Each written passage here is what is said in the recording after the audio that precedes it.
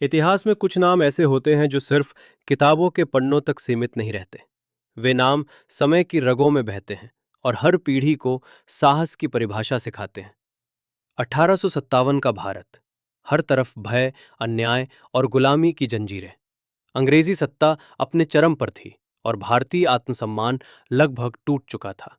इसी अंधकार में एक ऐसी स्त्री उठ खड़ी हुई जिसने न तलवार से पहले डर को हराया।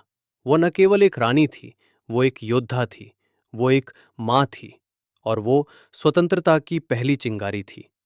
ये कहानी है रानी लक्ष्मीबाई, झांसी की रानी की। 19 नवंबर 1828, उत्तर भारत का पवित्र नगर वाराणसी।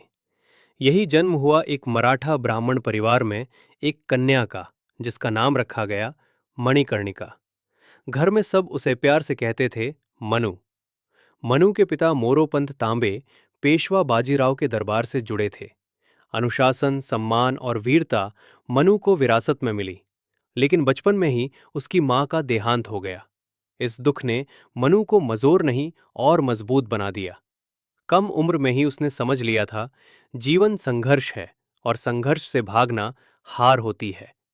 यहीं से एक साधारण बच्ची असाधारण बनने लगी। मनु का बचपन उस समय की लड़कियों से बिल्कुल अलग था। जहां समाज स्त्रियों को घर की सीमाओं में बांधता था, वहीं मनु खुले मैदानों में घुड़सवारी सीख रही थी।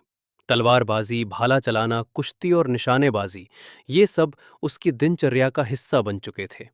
वो केवल शस्त्र नहीं सीख रही थी, वो आत्मविश्वास सीख रही थी। शिक्षा में भी वो आगे थी। संस्कृत, मराठी, हिंदी और राजनीति की समझ। मनु का व्यक्तित्व धीरे धीरे एक योद्धा का आकार ले रहा था। भविष्य अनजाने में ही झांसी की रानी को तैयार कर रहा था। 1842 का वर्ष। मनु अब किशोरी नहीं रही थी। उसी वर्ष उसका विवाह हुआ झांसी के शासक महाराजा गंगाधर राव नेवलकर से। ये विवाह केवल दो व्यक्तियों का नहीं था, बल्कि एक साधारण बालिका का राज्य की जिम्मेदारियों से सामना था। विवाह के बाद मनु को नया नाम मिला, रानी लक्ष्मीबाई। झांसी पहुंचते ही उन्होंने समझ लिया कि राजमहल केवल ऐश्वर्य का स्थान नहीं, बल्कि उत्तरदायित्व का केंद्र है। उन्होंने दरबार की राजनीति, प्रशासन और सेना को गहराई से समझना शुरू किया। रानी अब केवल राजा की पत्नी नहीं, बल्कि राज्य की सचेत प्रहरी बन रही थी। रानी लक्ष्मीबाई ने अपने शासनकाल में झांसी को केवल राजनीतिक नहीं, सैन्य रूप से भी मजबूत करना शुरू किया।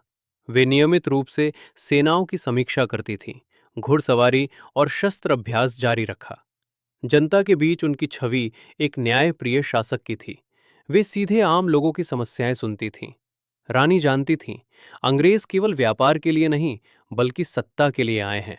इसलिए झांसी को सदैव रहना होगा। 1851 में रानी ने एक पुत्र को जन्म दिया। झांसी में उत्सव मनाया गया, लेकिन ये सुख अल्पकालिक सिद्ध हुआ।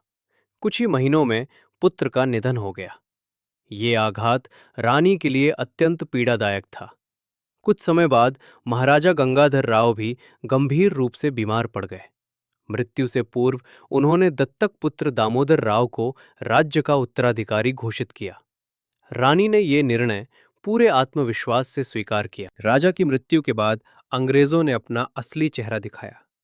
लॉर्ड डलहौजी की नीति, डॉक्ट्रिन ऑफ लैप्स। इसके अनुसार दत्तक पुत्र को उत्तराधिकारी मानने से इनकार कर दिया गया। झांसी को ईस्ट इंडिया कंपनी में मिलाने का आदेश जारी हुआ। ये केवल एक राज्य पर कब्जा नहीं था, ये भारतीय संप्रभुता पर सीधा हमला था। जब यह आदेश रानी लक्ष्मीबाई को मिला, तो उन्होंने किसी भय का प्रदर्शन नहीं किया। उन्होंने दृढ़ स्वर में कहा, मैं अपनी झांसी नहीं दूंगी। ये वाक्य केवल विरोध नहीं था, ये आने वाले युद्ध की घोषणा थी। रानी ने कानूनी लड़ाई भी लड़ी, लेकिन अंग्रेज निर्णय बदलने को तैयार नहीं थे। 1857, भारत का पहला स्वतंत्रता संग्राम। झांसी में भी विद्रोह की ज्वाला भड़क उठी। रानी लक्ष्मीबाई ने स्वयं सेना का नेतृत्व संभाला। उन्होंने स्त्रियों की एक अलग टुकड़ी बनाई। किले की मरम्मत, तोपों की व्यवस्था और सैनिक प्रशिक्षण तेजी से हुआ। अंग्रेजी सेना ने झांसी पर आक्रमण किया। कई दिनों तक भयंकर युद्ध चल। रानी घोड़े पर सवार होकर युद्ध भूमि में उतरी। उनका साहस सैनिकों के लिए प्रेरणा बन गया। अंततः झांसी अंग्रेजों के हाथ चली गई, लेकिन रानी जीवित रहीं। उन्होंने अपने दत्तक पुत्र दामोदर राव को पीठ पर बांधा और किले से अद्भुत छलांग लगाई। ये पल इतिहास का सबसे साहसी दृश्य बन गया। वे कालपी की ओर बढ़ीं और फिर ग्वालियर पहुंची। 18 जून 1858, ग्वालियर। अंग्रेजों से अंतिम युद्ध। रानी गंभीर रूप से घायल हो गईं, लेकिन पीछे नहीं हटी। उन्होंने अंतिम सांस तक युद्ध किया और वीर गति को प्राप्त हुई। एक अंग्रेज अधिकारी ने कहा, वह सबसे साहसी विद्रोही थी जिससे हमने युद्ध किया। रानी लक्ष्मीबाई एक रानी से कहीं अधिक थीं। वे साहस का प्रतीक थीं। उनकी मृत्यु अंत नहीं थी, बल्कि स्वतंत्रता संग्राम की नींव थी। आज भी उनका नाम हर भारतीय को लड़ना सिखाता है। यहाँ हम इतिहास को सनसनी नहीं, समझ के साथ देखते हैं, बिना हाइप, सिर्फ सच।